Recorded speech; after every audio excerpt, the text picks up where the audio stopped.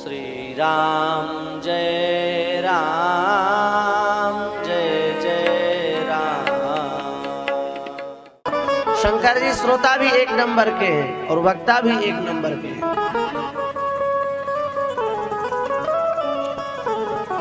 अगस्त भगवान के पास में भगवान शंकर गए और पूरी कथा सुनी। इसलिए गोस्वामी तुलसीदास जी ने लिखा, सुनी महेश परम सुख मानी। भगवान शिव ने अत्यंत प्रसन्न होकर के, आह्लादित होकर के, प्रेम पूर्वक श्री राम जी के चरित्र को सुना है। और जैसे भगवान शिव सुनते हैं वैसे ही भगवान शिव राम कथा के अद्भुत वक्ता भी हैं। इसलिए तो भगवान शिव हनुमान जी के रूप में प्रकट हुए और प्रकट होकर के हनुमान नाटक में भगवान श्री राम की लीलाओं का विस्तार किया।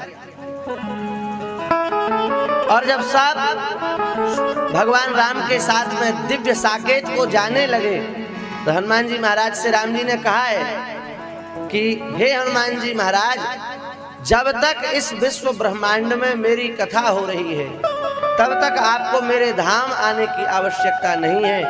तब तक आप उस कथा को श्रवण करके और आपका जो जीवन का लक्ष्य है कथा श्रवण, उसको पूर्ण करिए और संपूर्ण विश्व का मंगल करिए।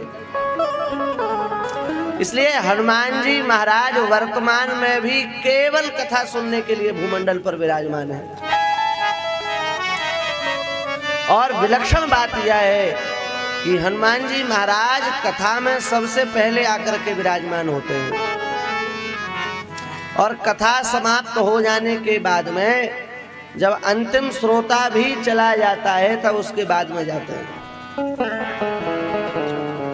और विशेष बात यह है कि जितने देर हनुमान जी महाराज कथा में बैठते हैं उतने देर कथा सुनने के कारण उनको भाव प्रकट होते हैं और उन भाव भंगिमाओं के कारण हनुमान जी महाराज के नेत्रों से निरंतर अश्रुपात होता रहता है, आंसुओं की वृष्टि होती रहती है।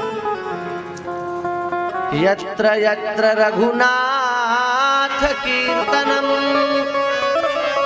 जहाँ भगवान श्री रघुनाथ के मंगलमय चरित्रों का कीर्तन गायन श्रवण अनुमोदन कथन होता है, तत्र तत्र कृतमस्तकांजलि,